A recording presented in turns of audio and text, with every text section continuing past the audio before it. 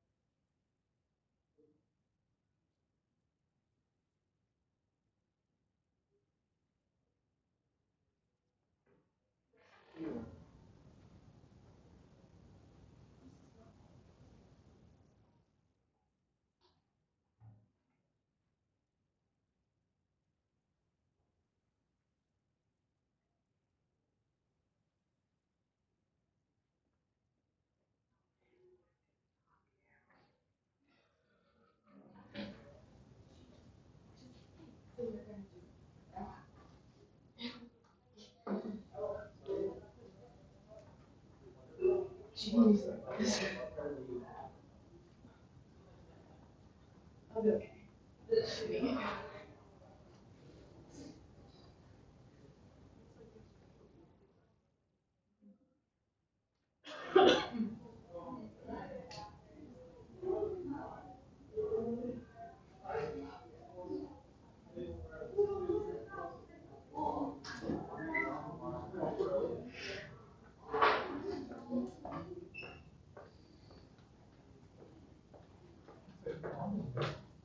It's funny to see you sitting there. So I could see everyone.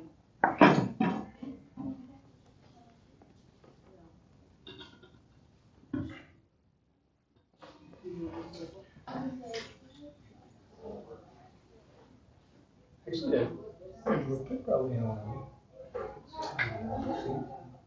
we used to do it in that back room. It kind of was small, where people like. It used to be hard to hear. Everyone said you can't hear unless I'm looking over there. Actually, you could turn this way, so we were facing that way, facing the audience.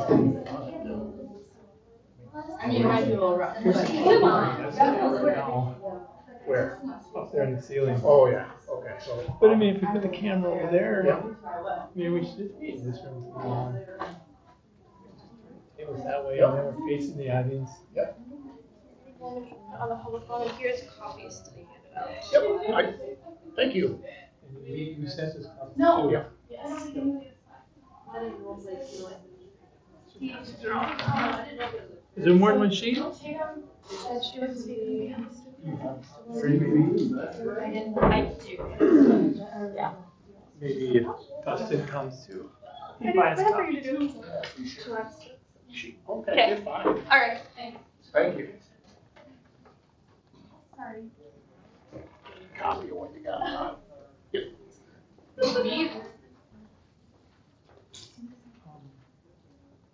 The conflict of interest thing Yeah. is, it's on the consent thing, but do I mention it? I suppose I should mention it. The thing you sent me. The specificity of it. And then basically that it's on consent unless somebody wants to discuss it, it'll just be approved on consent. Yep. That's kind of the plan there. Yep.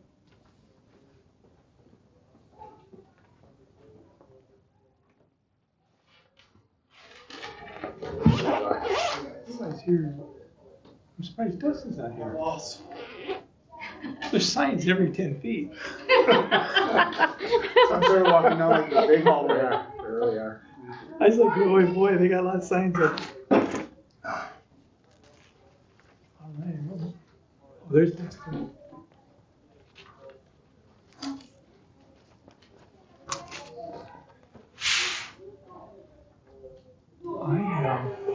I have time to start. We don't have a flight. Oh, there's one over there. Should we get started? Sure. All right, why don't we get started? We'll do the pledges. Allegiance to the flag of the United States of America and to the republic for which it stands, one nation, under God, indivisible, with liberty and justice for all. All right. Let's call the meeting to order. And first up on our agenda is public comment, time for public comment. We have a couple people that signed up for public comment, and there is actually a handout that I think all the board members have that goes with the public comment. And who do we have speaking on the public comment first? Or all? Maybe it's a group effort.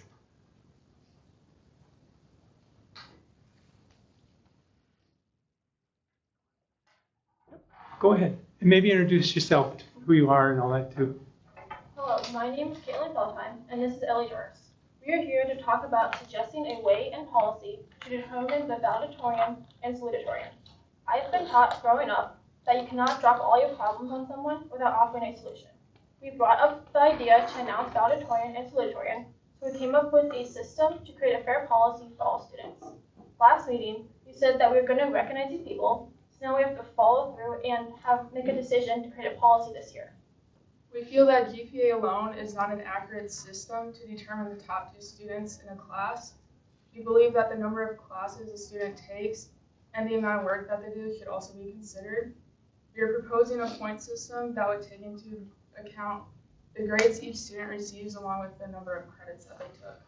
So our example is the handout you received. So our point system, we're going to assign a value for each letter grade.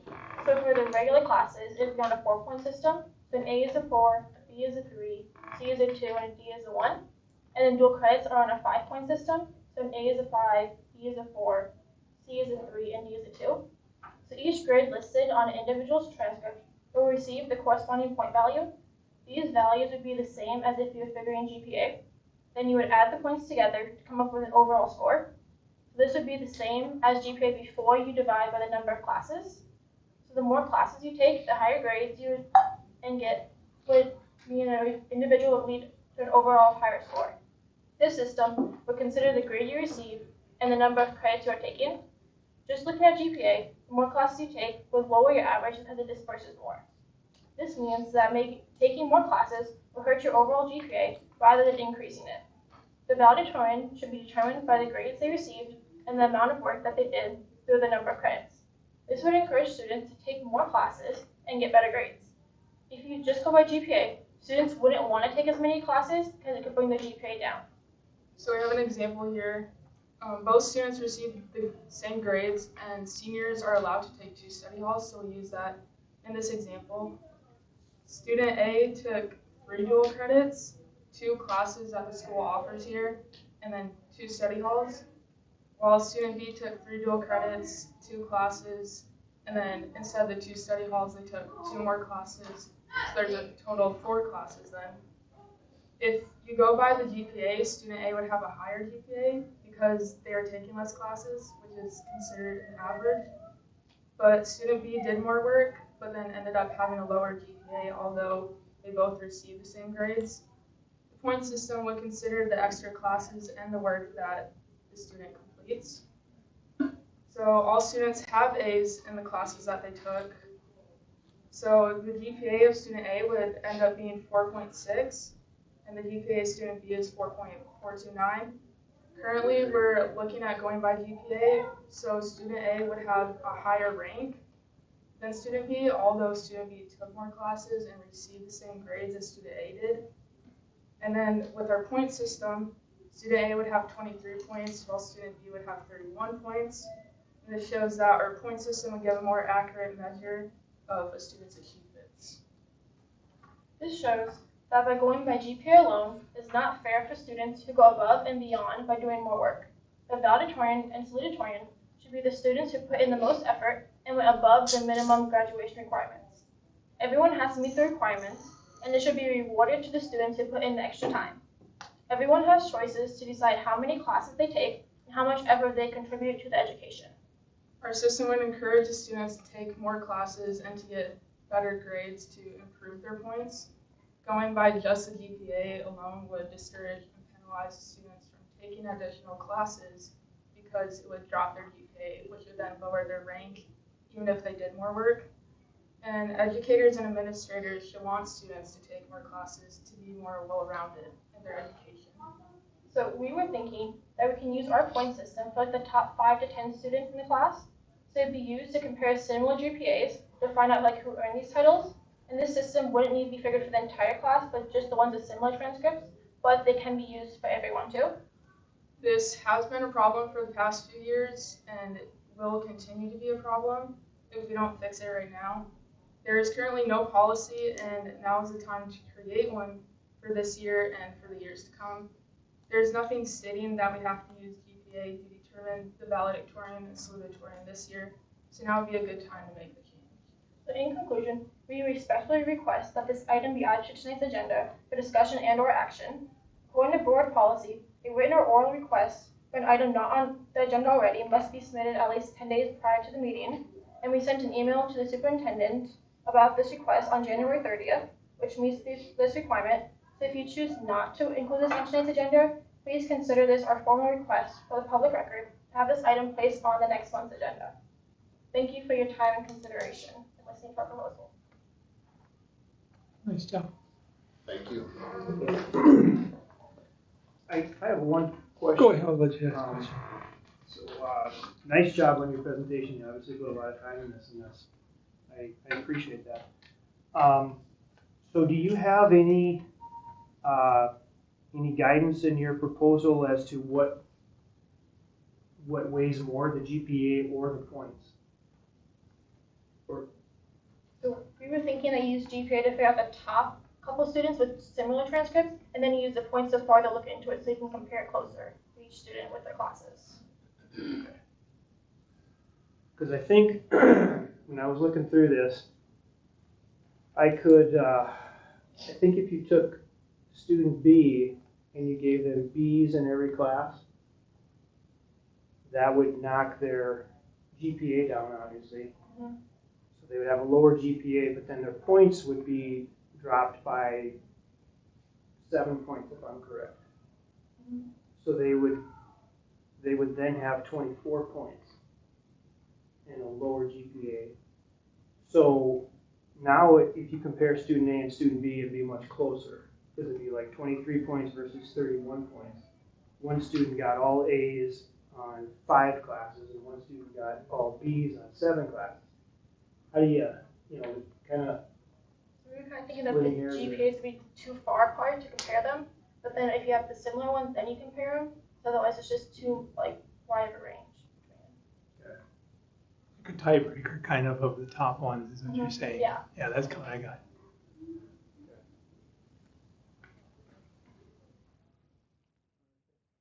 My comment, did you say something? I was just saying thank you. Okay, my comment on is I think I would like to have some administrators and maybe even a board member possibly kind of go through the proposal.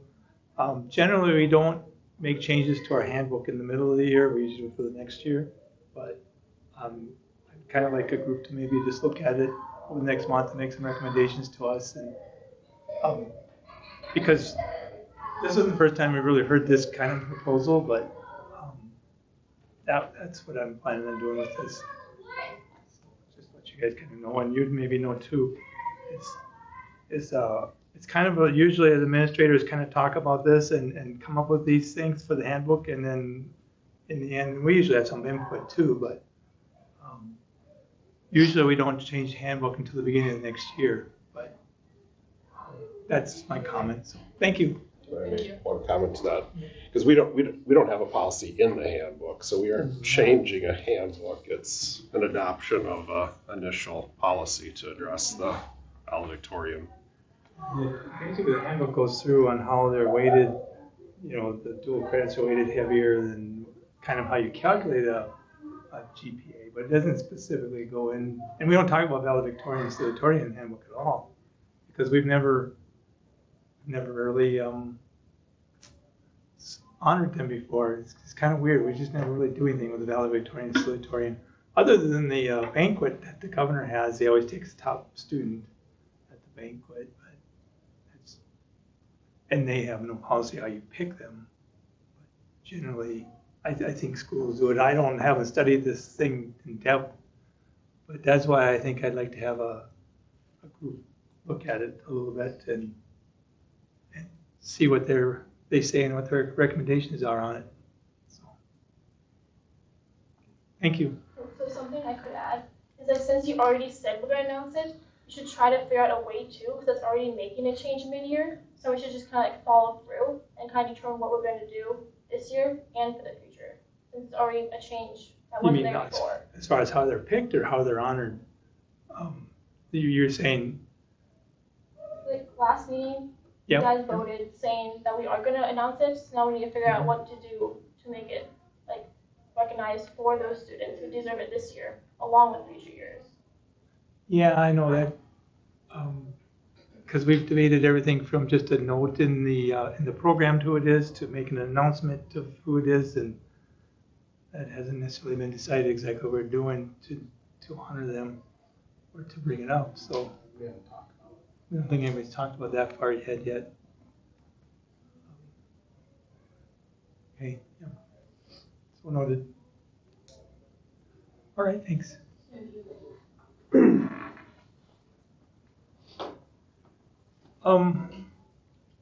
The only change on the agenda I want to make is I wanted to change the order up so that we have the executive session before the action on appointments. So basically move 17 down before 15. So if we have any discussion about the appointments, we can have it before we do the action.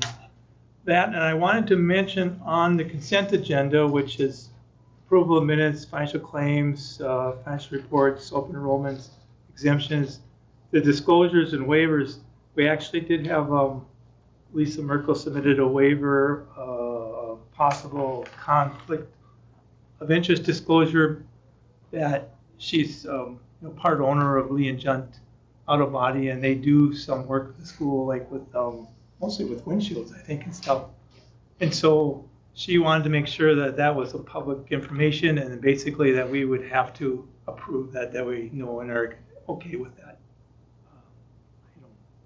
So if nobody has an issue with that, that'll be on the consent agenda too. Otherwise, we would pull it and have a discussion about it. So if nobody has any issues with that, that will be on the consent agenda. Otherwise, everything else the same. Is there a motion to accept the consent agenda with that noted and that items changed in the order? All right, I have a motion by Levi. Is there a second? Second by Travis. Any discussion? All those in favor say aye. Aye. Those opposed? Motion's carried. We have some guests. Student council.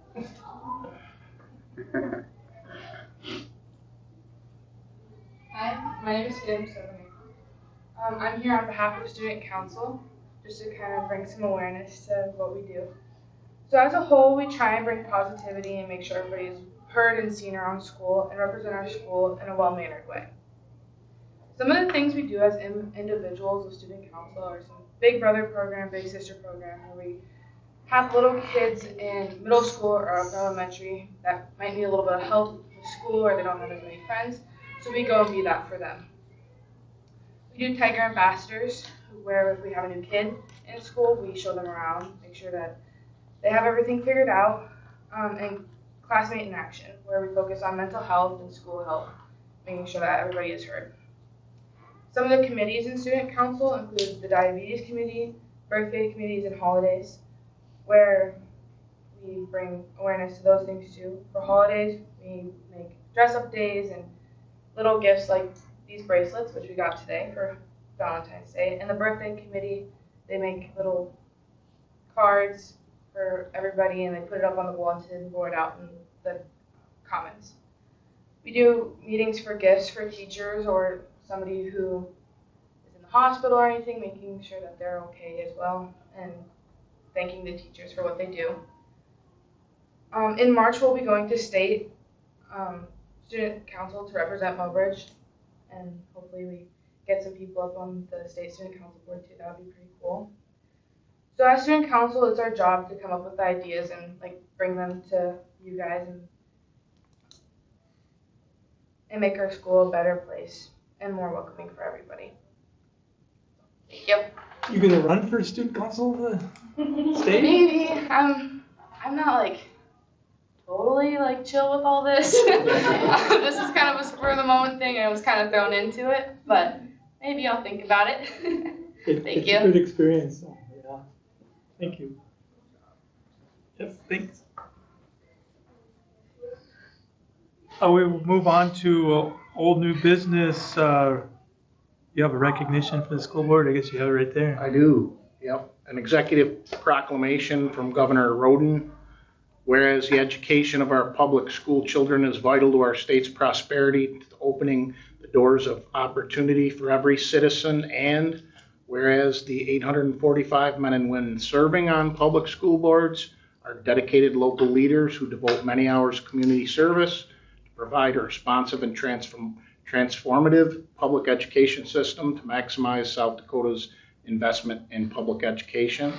Whereas local public school board members believe all children can learn and are committed to improving excellence and progress in public education. Whereas a local school board devotes great time and effort to planning curriculum, policy, activities, and programs that enhance the experience of and environment for all students as well as staff, and also best suit their communities. Whereas the members of the local public school board build stronger relationships within their communities to ensure the success of their school district. Whereas we encourage local public school districts and their community leaders to recognize their dedicated public school board members. And that is signed by Governor Larry Roden. So February is School Board Appreciation Month in South Dakota. And the actual week of the 16th is School Board Recognition Week. And we wanted to make sure that we mentioned that and thanked everyone for their service. People think school board members get paid a lot of money. They don't, but they do put a lot of time in and they do it to help the kids. So from the governor and lowly me, thank you for what you do. Thanks. I think it's a point of privilege, maybe an announcement that you heard I was on the nominating for that national, and I missed out. I did not get the nomination. They said by the closest possible margin, and that they encouraged me to do it again next year. But I had a lot of people really encouraged me to keep trying. But so it comes every year for Secretary Treasurer, and then they move through, of course. And then also we had our advocacy and leadership meeting out there, and got to meet. I met with Senator Rounds and Thune, and the other ones met with Representative Johnson. Had some good meetings. Talked about a lot of different issues and things going on. Just some interesting things, about CTE and AI, and I mentioned that they have that AI course for board members. It's $275. If people are maybe interested in that, I'm actually taking that myself. It has a lot of good information about AI in schools, but also we had a lot of discussions. It was interesting. Just kind of announcements. So, and then maybe next year, maybe I'll better look next year, right? All right, let's move on to administrative reports. Start old business. Could we, how are we gonna, bring him up to the valedictorian? I guess that was old business because we talked about it last time. When or how are we appointing this committee if we don't have it? I was gonna talk to you about that, but usually the principals, and I was thinking, like Mrs.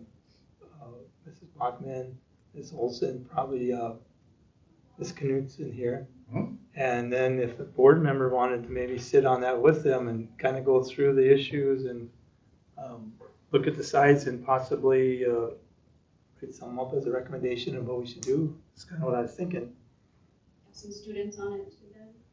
Well, I was thinking we would have some students come in and maybe present. I mean, they could present their ideas, and if other students wanted to, I wasn't really considering having students on there, but I don't know what you think about that. I think it's fine. But they're gonna be the ones that ultimately are the recipients of that, so. I mean, is that kind of what you were thinking, or?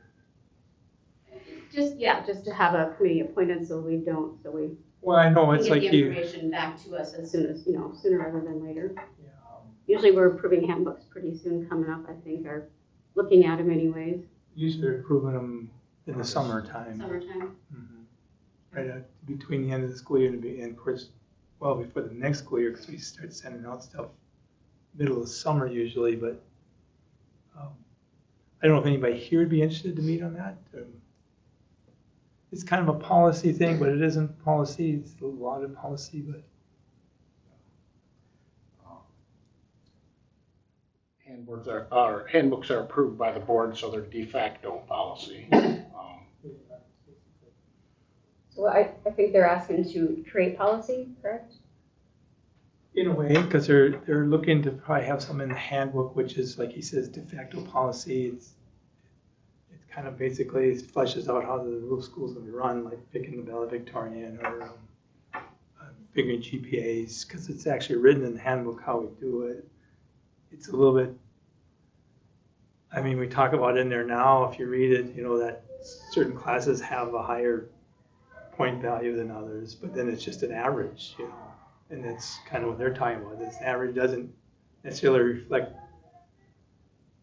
it. A little bit they try to address rigor with the point value, but it doesn't completely address rigor, but then it also doesn't address if you're doing 3 classes or 6 classes.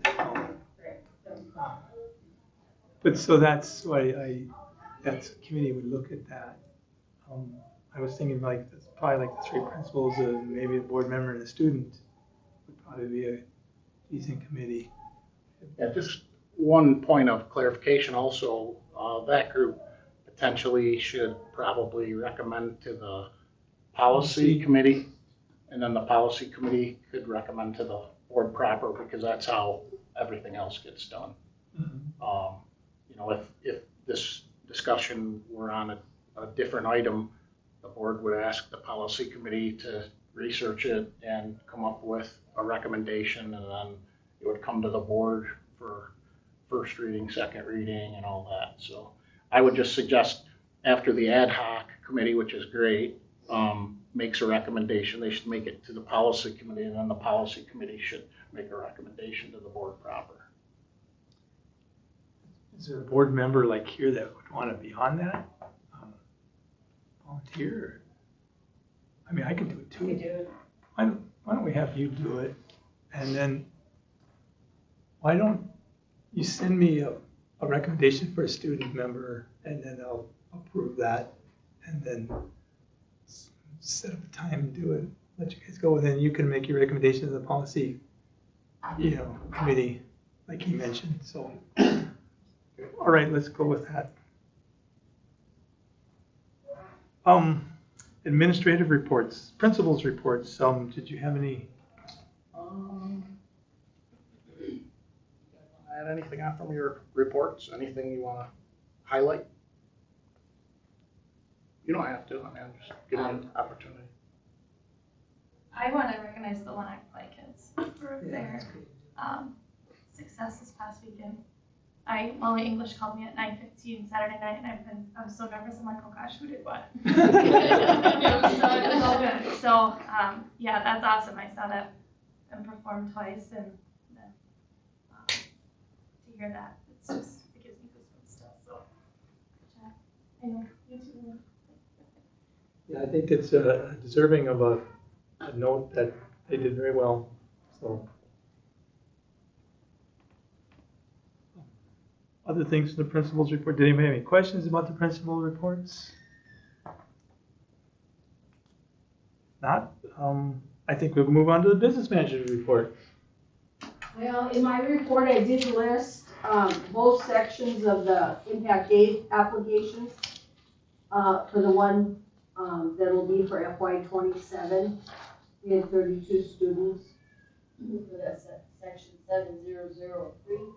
And of those 32 students, 7 of those were children with disabilities.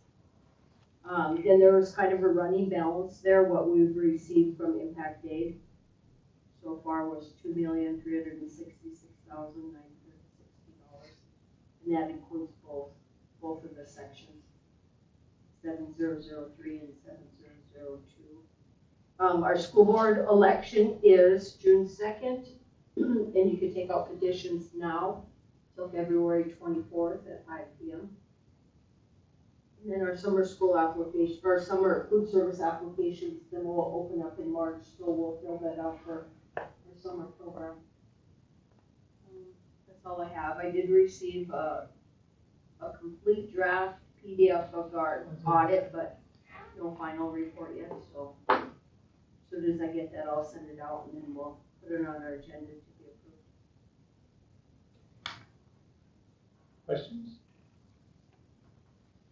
All right, let's move on to the superintendent's report. Okay. Yep. So Thursday, Friday, parent-teacher conferences, and in-service day, the principals will be doing staff meetings in the morning on Friday with their staff. Didn't realize at the time that there was a basketball game is that right? The same night. So that certainly is not the way we would like to schedule those. So we'll look at that for the upcoming year. Mr. Oster will be here before the March board meeting at 4:30 to make recommendations to the board regarding the SAP plan. Attended legislative meetings here, and I sent out a House and Senate bill watch list for everyone. It's kind of interesting to look through. Also had a chance to watch debate on the floor regarding a number of bills, but one specifically on the House side with requiring a vote for each opt-out anytime a district opted out, and that came from the Sioux Falls area. That was and that proposal was defeated, so the law didn't change excuse me, in regard to opt-out. It's the same, it is the same as it has been. So that was an interesting debate for sure to listen to that. Accreditation, there's a few items on the agenda tonight that are required for us as remedial steps for our final accreditation with the state. And that would include the updates to the school improvement plans and also student handbooks. So those were sent to you, and the rationale, basically the bullying policy, the change with the bullying policy was one of the main reasons for that, and also the school improvement plans needed to be updated as well to add the waivers that weren't listed in there. So those are pretty small little things, but they're required for accreditation. The LEC met in January, and they're going to have another meeting to discuss senior honoring and activities they're planning, and we have a meeting tomorrow as well. Actually, the Standing Rock Education Committee has a meeting tomorrow.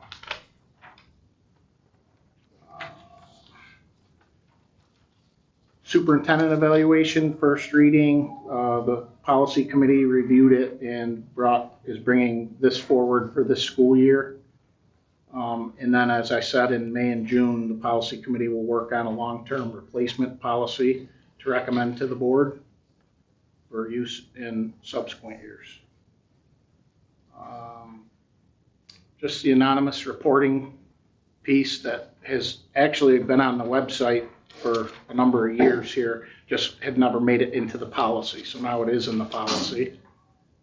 And as we discussed last meeting, Mrs. Bachman contacted the Oli disposal, and it was verified that they in fact would take all of the items listed on the report. That was a question from last time.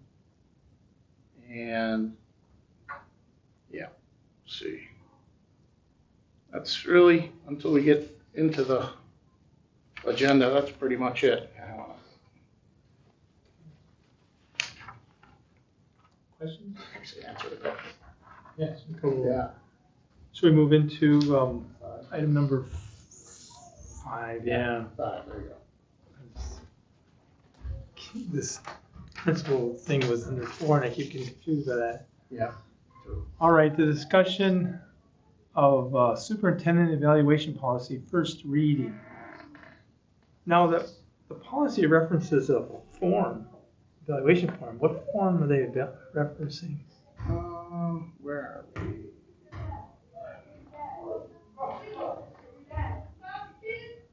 Let's see, it's on the form. Yeah, so what the form would look like is a goal evaluation form. So the form's not in here. But it references a form. I was wondering what it's referencing. Yeah, I'll send it out. It's a simple, it's a satisfactory, unsatisfactory, and for each goal, the board member would mark it, put any comments they have, and submit it to the board president. It's a one-page. Reading through the policy, it seems fairly standard. Basically, it's filled out, submitted, I compile it, and then it ends up going in the file. Yep. Okay. Pretty standard. Questions? I don't know if the policy committee had anything to say about it, or comments? Comments from others? So this is just for this year, and then you're still going to be working on something for the future, right? So right now, it's first reading, second reading, and approval would be next month, and then ready to go in April for the actual evaluation. And okay. So we won't be doing any evaluation prior to, due to the policy we have now says that the new superintendent was supposed to be evaluated in December and May for the first 2 years. So we're just not going to. Well, we'll do it in April instead of May, but we missed December. So, yeah, that basically is true.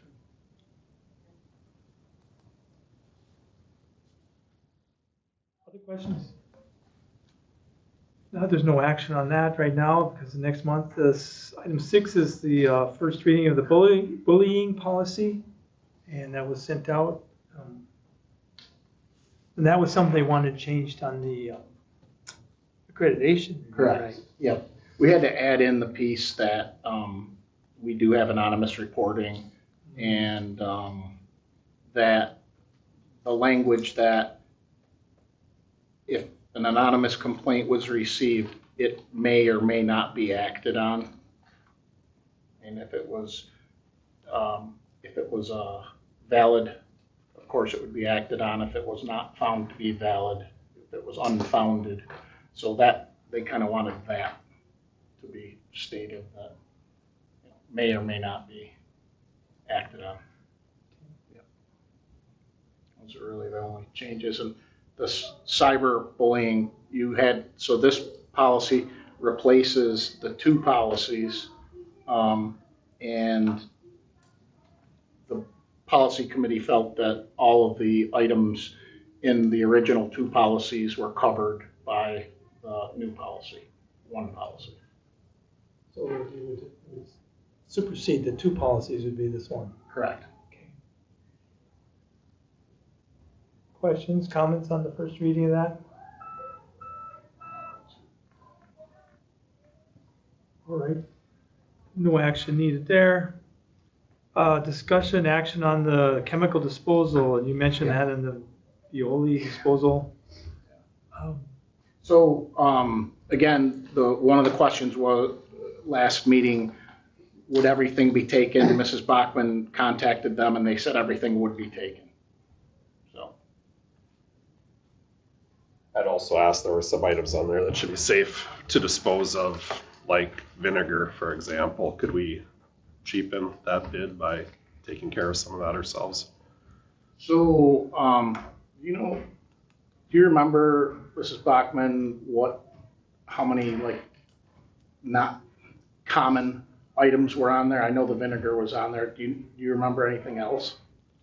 Well, the part of their, like, Violi's report doesn't show, like, specifically, like, it doesn't itemize all that stuff into theirs.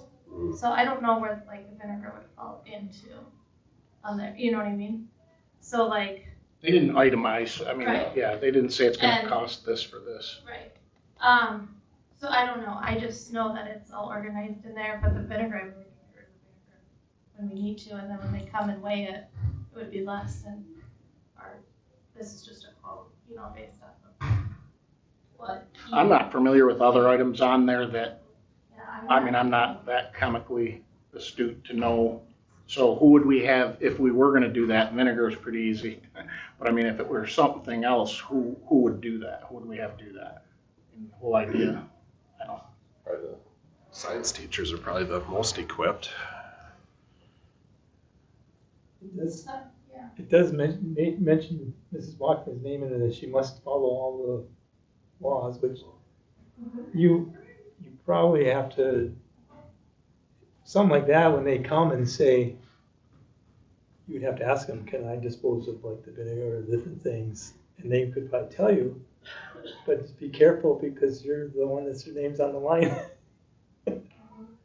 So, but yeah, I think that's probably worth asking them, is there's things on there that don't have to go through special treatment that we could just dispose of in the landfill. But. So they're charging by the pound. It would seem silly that we're paying to dispose of vinegar. That might be spelled out in that initial, one of those audits, as far as what needs to be, what can we dispose of and what do we need to have a professional dispose of. I don't remember from looking at it if it is or not. Do you think they would break it down accordingly? Lindsay, do you remember if there was in the EMC report, if there was this level of specificity? I don't remember. I don't know. I'm looking right Oh, now. okay. I'm not sure. I could follow up with you guys. I don't know that it was quite a while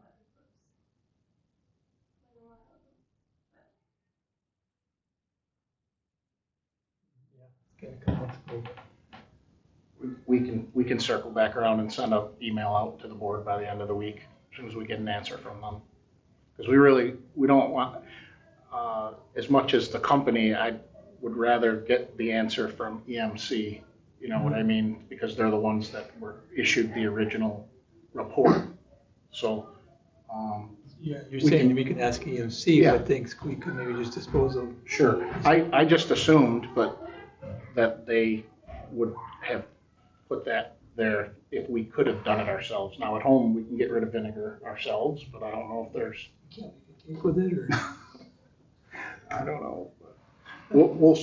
I'll email. Marked everything with an X that needs to go, and there wasn't any like high hazardous materials in there that are like they would have made us remove them immediately.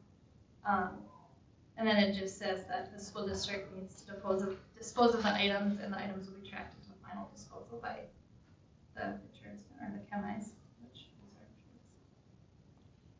So Lindsay, we can email the EMC reporter and ask them if there are things on the list that we can get rid of ourselves. I just assumed that they would have told us that. They got us quotes from 3 different groups, so, I mean, why? I didn't know if there were special rules that schools had to follow. Yeah, I can ask. Okay, we'll email it back. Anyway, we're looking for a motion to approve the contract with Veolia Disposal. Somebody want to make that motion? Make a motion, Levi? Is there a second? Second. All right, a motion is second. Is there any more discussion on that? All right, all those in favor say aye. Aye. Those opposed? Motion's carried. Some donations, and they were listed, some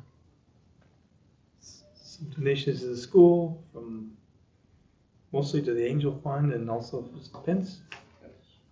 So, we need a motion to accept those donations. That's a move. A motion from Dustin. Is there a second? Second from Lisa. Any other discussion? All right, all those in favor say aye. Aye. Those opposed? Motion's carried.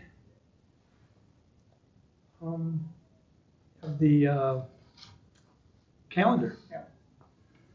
So the calendar committee met, and a lot of interesting ideas.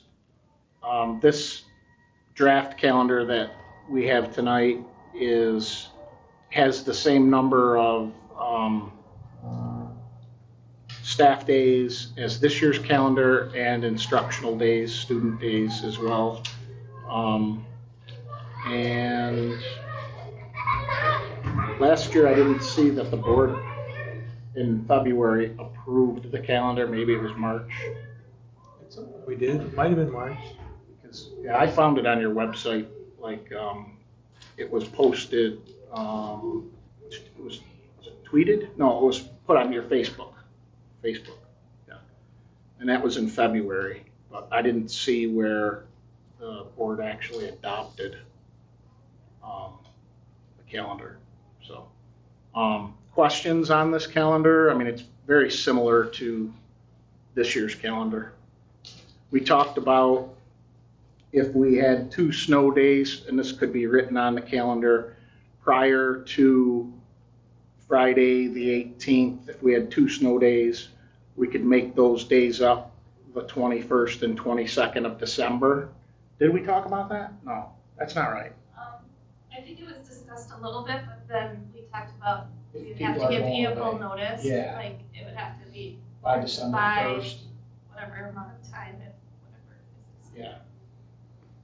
So, we talked about the deadline of December 1st, but, you know, what happens if there's a snow day between then and, because people are gonna have plans made, families are gonna be going on, all over, so I don't, if practical, I think we could do that. If not practical, then, I mean, certainly if people that made plans, we'd have to work through that. But one of the big changes, last year, or this year, we had, on the 2nd of January, we had a PD day, and we're gonna do that next year on the Monday after the 1st. But other than that, very similar to this year's calendar.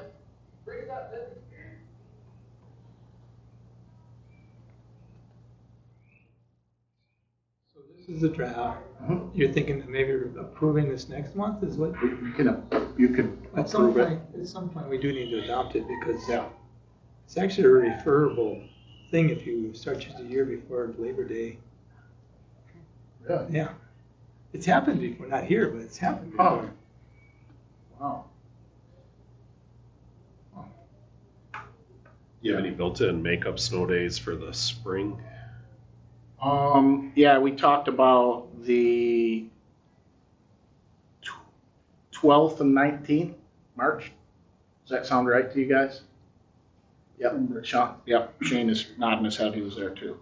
So the 12th and the 19th are the 2 days that we discussed for makeup snow days. I think that would be best if we have the month to comment and then next month put it on there to actually approve it.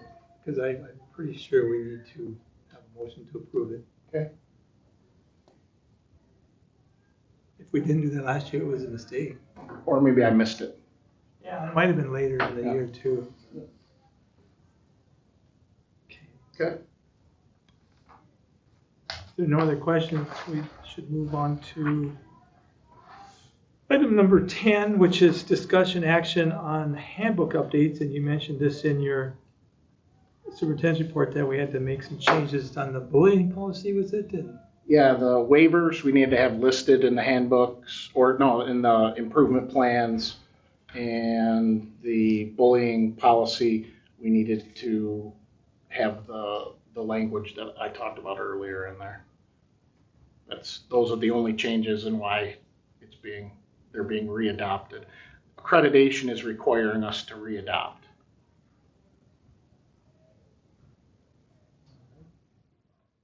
I make a motion to accept the adoptions to all of the handbooks and the school improvement plan. Which is the next item? Is that? Yeah. Oh, the copy I had them both the same. Okay. Yeah, the next item, 11, is Okay. actually the improvement plan, so. The handbooks then. Okay, the motion is to adopt the updates to the handbooks. Is there a second? Second from Levi. Discussion? As we look ahead to next year, just a comment, if when you make changes to the handbooks, if you could do strike-throughs, what you're getting rid of, highlight what's being added, it's easier to focus on changes then rather than the whole handbooks. We're in discussion. Yeah. Another piece of discussion, just looking through like the high school handbook, talking about like the grading, like the point system. It does have a grading scale in here for like it specifies A plus, A minus, pluses and minuses. You could also look at a scoring system using the plus minus system to better diversify, who stands where, because definitely a 91% in the class is different than a 97% in the class. So that's another version that might work. That's probably something, that the committee So that would be good for the should committee. look at when they're looking to update that, is actually specifying a little more diversity in the. We do have a grade system list or a grading scale listed in the handbook, so, but I don't believe that we use that for anything. We just, if we're going off of how it's graded here for classes, an A is 5 points. Well, we already have a built-in system to utilize. I think you're just, basically, they aren't disagreeing with you, it's just you're being more specific than what they had shown on the handout is all. Which I would I would hope. assume that going off this handout, they're not taking the graded scale into consideration. Sorry to swerve here, but just food for thought.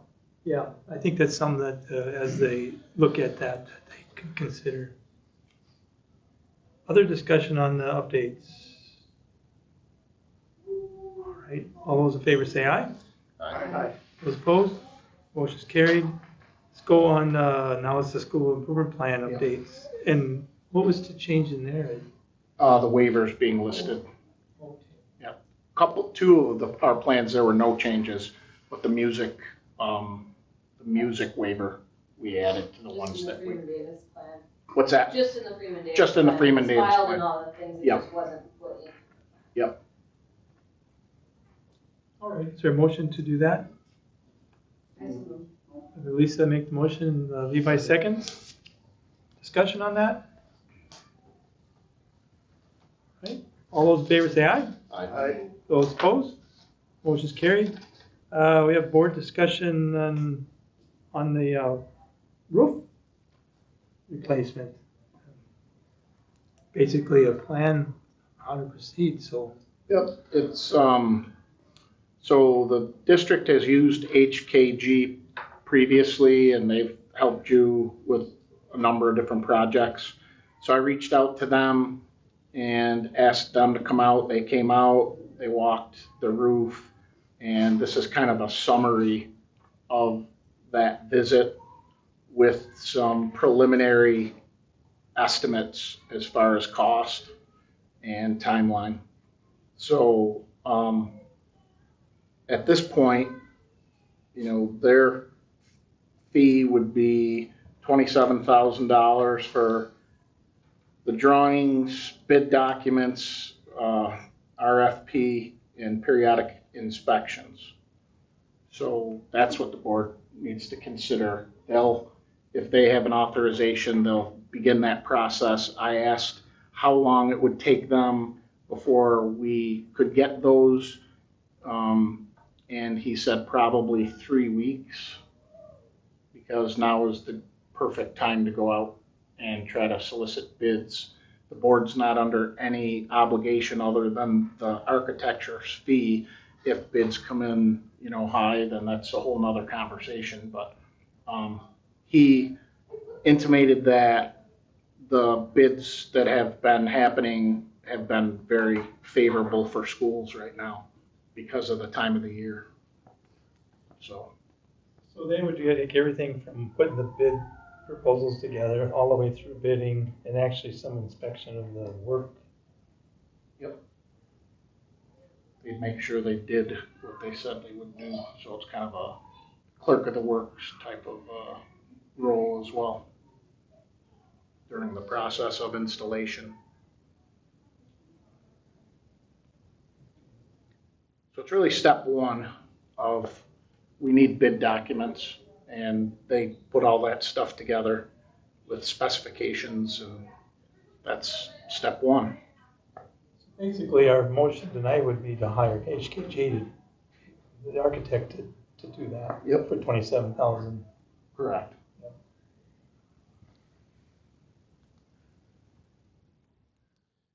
It mentioned the current installation R value versus their recommendation. They would put packages together, I assume, for both, so we'd have bid packages for both. Yeah. I would imagine that based on the way this is worded, they'd have different contingencies, and then it would have a value next to it for if we went with this, then it'd be this much money, this would be this. Yeah. Would they put RFPs for both options in, or would they? Yeah, so the RFP would say, in your bid, please bid the following. And so the first option with the R value, they'd give a price. Second one with the R value, the different high, right, it'd be a price. And then, so the board could decide how they wanted to proceed.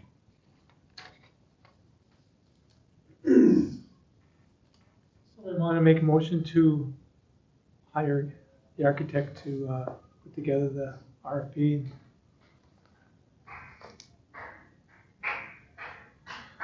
That's a move. Motion to a second. And a second from Levi. Any discussion? I suppose if they take it out to RFP and they don't find anybody, then we still want money though. Oh, yeah. Yeah. Well, the RFP would still be good. It's just, you'd have to decide when you want to rebid it. The problem is, the timing. At stake is the auditorium ceiling and the gym floor. And those are things that obviously we all want to protect, so. Any other questions? How long is a bid normally good for? A bid? Like the bid package they're put together Um, for their assessment? So the estimate really is just that, and that could change daily. As far as the bid, usually the bidders it's spelled out in the RFP exactly how long, you have to honor this. The contract will be awarded on or before in order for the bids to be considered. So, in the past 30 days is kind of the way things go. But I would anticipate with this, if we did get favorable bids, that we'd have a special meeting and just do it like that, because we could. So If for some reason you didn't award it because they're all too high, you could take that package and probably send it out again, basically just a few changes. Mhm. And maybe an update if it's long enough, but generally the packages don't change much from a year or two, yeah, you still need the same stuff done, except sometimes you have to add more to it if you wait because of more damage that was done or whatever the case might be. Generally, the main part of the package hasn't been changed for a while. All right, more? Not all those in favor of approving that, say aye. Aye. Those opposed? That motion's carried. You want to surplus some vehicles here and trailers. The Transportation Committee met, and Matt Reichert came in and kind of went through a few different scenarios with surplusing 2 vehicles, and these are high mileage and older vehicles, and 2 trailers, one of which actually exists and the other one which we're not sure if it exists, but it's still on our inventory because it's not here. Hasn't been here since Matt Reichert has come back for his for the second time. So that's 4 years. Which one is that? That is the 1990 homemade trailer. 9x6 football trailer. Yeah. In parentheses, it says it doesn't exist, but it's on the inventory. So, needless to say, that was a head scratcher. But Matt has the second line up. Matt has another, testimonial as far as the 4x8 utility trailer, in parentheses, junk. And certainly the other vehicles, we would certainly take bids on those vehicles and get whatever we could for them. Transportation Committee want to add or subtract anything from that? Well, that utility trailer is a total junk, or if we're putting out bids for other vehicles, could we just add that to see if there would be any even small bid? Yeah, that's right. But yeah, Matt gave a pretty good explanation. So that 1993 Ford E350, that's what the food service is currently using. So that wouldn't be surplus now. We'd have to have the replacements in place to get surplus. But there's been a number of problems, and the lift has been having problems and is rusting out. So it's time. So kind of the proposal there is moving that 2011 E350 to food service, putting a lift kit in it. That's the one that Mr. Gehring was currently using. So then he was going to shift one of those transit vans to Mr. Gehring, and then replace that with a newer transit vehicle. And it was in the packet there. One that he had found was a few years old and only 300 miles on it, so almost new, for just a little over 40,000. Yeah, the last one, I think you almost paid twice as much for that. This is a 2023 Ford T350, 14 passenger, very similar to the one we purchased, and it has 3,000 miles on it. This says 300, but I think it's 3,000. But and the price was $42,500. And that's a really great price. And got online and tried to find something even close to that, and I could not. So, you know, depending on, they have them now, and they're, you know, he said whoever, I think they have 10 of them or something like that, maybe more. Whichever schools would like them, you know, obviously we have to have the board approve that. And if that's something that they want to do, I believe the transportation committee didn't have this information when we met, so we didn't have that conversation, so we don't have a recommendation. I don't. But I will say that this is a great price. For that price, I think we should act on it soon. I don't think it'll stay there very long. Yeah. Yeah. Long-term focus too, Matt there was a sheet in the packet that had mileage as of this summer of all the vehicles, and I think it's just worth noting too, the big buses as of summer all had, the lowest mileage was over 99,000, so we're gonna have to be looking at big buses before too long too. He didn't think it would need to be next year in his opinion, but within 2 years that will be a need for sure. It's the thing that we put in our 5-year capital outlay budget. It's a significant expense. Yeah, and we don't want them to get so old that they break down on us either. What we need is a motion to surplus this stuff. And then probably a separate motion if you want to purchase that vehicle or same.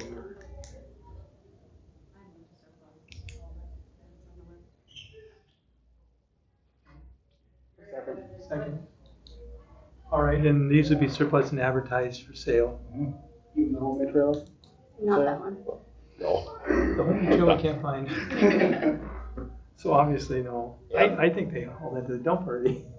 And that 93 wouldn't be until Oh, yeah. spring, so we have the We replacement. won't actually sell it until we have it replaced, but that date is really not in the motion, just to be surplus. All right, all those in favor of that motion say aye. Aye. Those opposed? Motion's carried. Do you want a motion to buy that vehicle too? Is that what you're saying? It sounds like we should. I personally think we should. I'd make a motion to that effect. I'll second. Motion in a second. Is there discussion? Did you guys get the spec sheet that I mean, did you get this? Mm-mm. You didn't get it? Pass it around. I thought everybody got it. It might have been. I didn't notice. Where's it from? Yeah. Might be down there. Wasn't it like just a year ago that we were having a heck of a time trying to find any vehicles whatsoever? We were having a hard time getting vans, and with that transit was very expensive because there were shortage at time. That's just last year. Was that 2 years? I don't know. 2 years. I think it was 2 years ago. That and those little buses, which we thought about, were like ridiculous. And on along. The estimate was from Kevin Ford, Harlow's Transportation. Oh. So it's through Harlow's. Yeah. You want to see it here? No, I got it on here. Okay.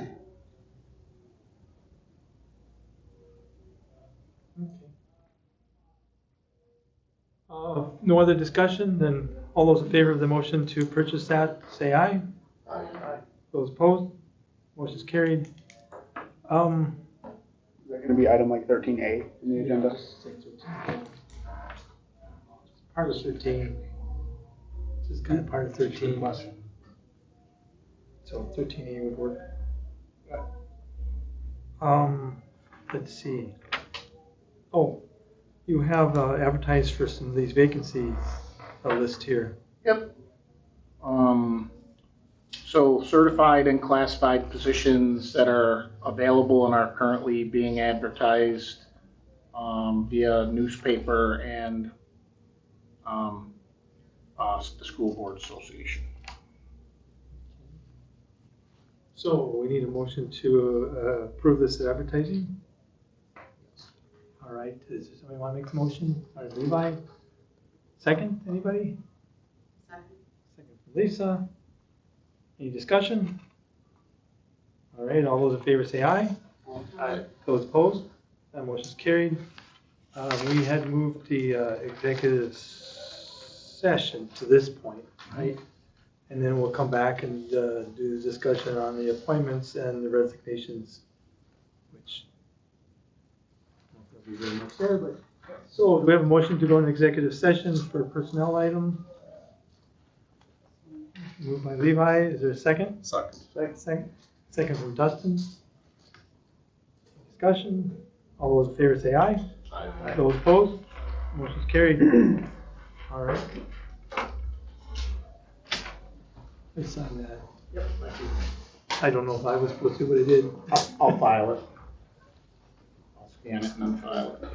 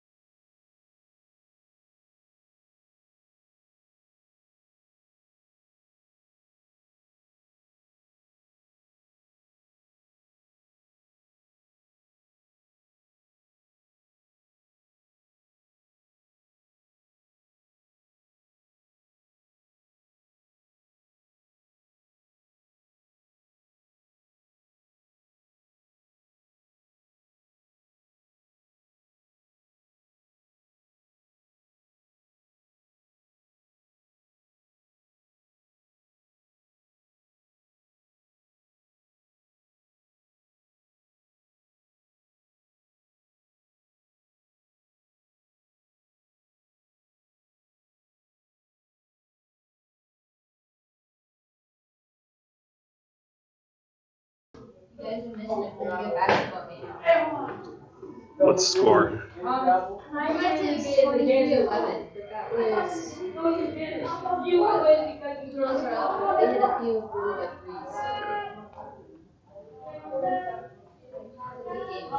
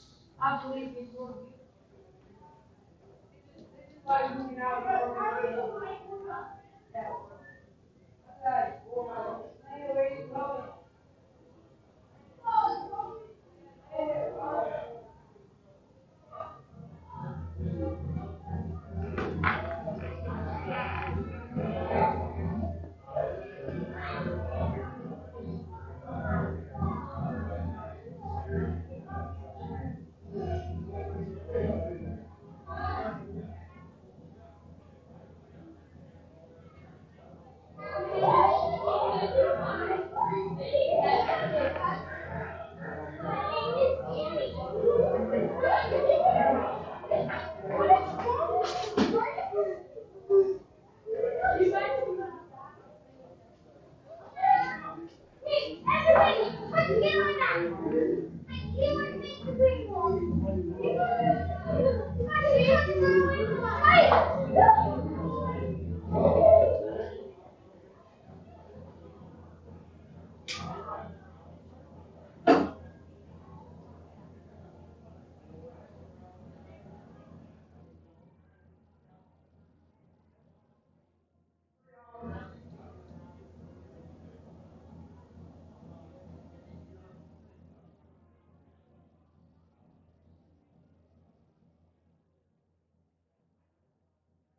Jim resigned last year.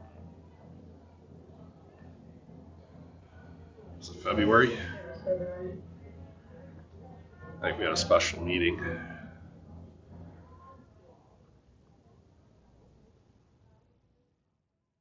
was after the February normal meeting, and then we had a special meeting.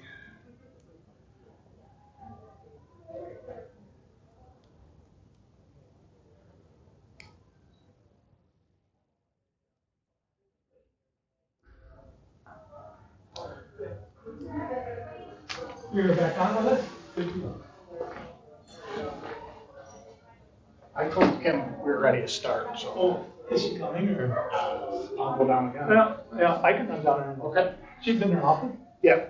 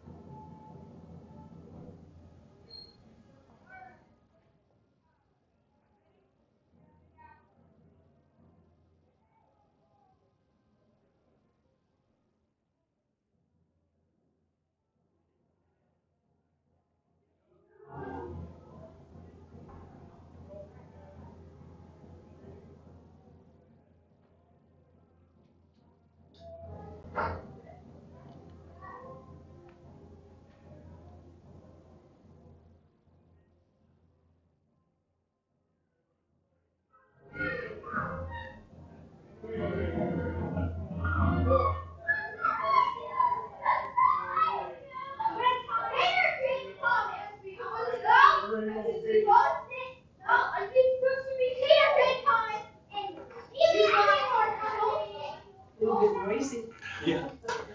You guys, we talked about maybe this room. I don't know if this room's better. It's a little noisy. And we talked about if we are in this room to point that way maybe and have the camera that way and we'd be talking to the audience rather than. But I'm not sure it's any better to hear in here though than the other one.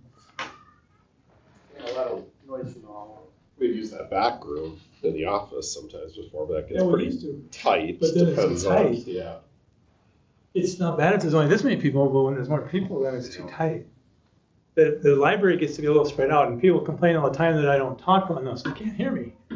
So, all right, call us back into session at 8:29:28, and we have a discussion action on an appointment of Tracy Getz. It's a 32-hour-a-week janitor. Is there a motion to accept that appointment? I so move. I have a motion from Dustin, is there a second? Second. And a second from Travis. Is there any discussion? Hearing none. All those in favor say aye. Aye. Those opposed? That motion is carried. Item number 16 is action on resignations, and I have actually 3. There was one that's been added. Chris Freed as head cross-country coach, Kathy Schick as administrative assistant, and as Mr. Vigliotti has sent me a resignation letter. It says, please accept this correspondence as my intent to resign as superintendent of schools effective June 30th, 2026. Thank you for the opportunity to work with students, staff, and community this year. We have accomplished a great deal of things in 12 short months. Do I have a motion to accept those resignations? Motion from Lisa. Is there a second? Second. Second from Dustin. Discussion on the motion. For the record, I disagree with the resignation of Mr. Bigliotti. You? I think I'd have to say I agree with you. Just put that on the record that I've had a good relationship with you this year, I think. So, other discussion? Otherwise, I'm going to ask for a vote. And I think we might want to do a roll call vote. Just to make sure, well, if there's dissenting votes, we're supposed to register that, I think, anyway, so. Should we split the votes up, or split each vote on each resignation up? We can. Okay, I think that we Okay, should for that this sounds a instance. good idea. So I'll bring up Chris Freed's motion to accept Chris Freed's, and is it all right if I do the motions individually? And make it 3 motions, the people who motioned it, I think it's fine with you. So for Chris Freed, those in favor of that, I call the roll. I'll start on this end this time. Lisa? And Aye. Dustin? And Travis? Yes. And Yes. Levi? And I'm an aye, so all in favor of Chris Freed's resignation, Kathy Schick's resignation. I'll start with Dustin here. Aye. And you? Aye. Levi's an aye, Travis an aye, Lisa? Aye. I'm an aye. We have unanimous on that one. As far as the superintendent's resignation, I'll start the vote over here with Levi. In the sense that he submitted the resignation himself. I disagree with the premise. But you're voting aye, you're Yes. saying? Yes. Aye. Aye. Aye. And I'll vote aye. Motion's carried. That concludes our business for tonight. Do we have a motion to adjourn? And for the information, I will talk with Tom Worcester tomorrow about possibly finding a replacement. And I think we're going to put out a press release, you said. So we're going to have a press release for you. I don't know how soon. But we'll get some. Is there a motion to adjourn? Do we need to vote to advertise tonight or for that? I think we might have to have a special meeting. To advertise? Well, we can vote to advertise, but as far as hiring Tom Oster, we will have to prove that contract. But I guess we can't really advertise until we talk to the consultant, so I mean, you could. probably a moot point to. He does the advertising, right? Hmm? He does the app. If we go that route, they do the I mean, we can advertising. advertise, of course. I guess it doesn't hurt to have the motion to advertise. So generally, we make that as part of the resignation to advertise. But do you want to make a motion to advertise for superintendent then? I would move that we advertise for. Okay, I have a motion to advertise for superintendent. Is there a second? Second. Second for Dustin. All those in favor say aye. Aye. Those opposed? Motion's carried, and I will, like you say, talk with Tom Holster, and then we'll probably have to have a special meeting if we want to hire him or not, because it'll be a money thing and discussion about what to do. All right, is there a motion to adjourn? I think I had one. Dustin, is there a second? Levi? All right. All those in favor say aye. Aye. Those opposed? That motion's carried. We are adjourned.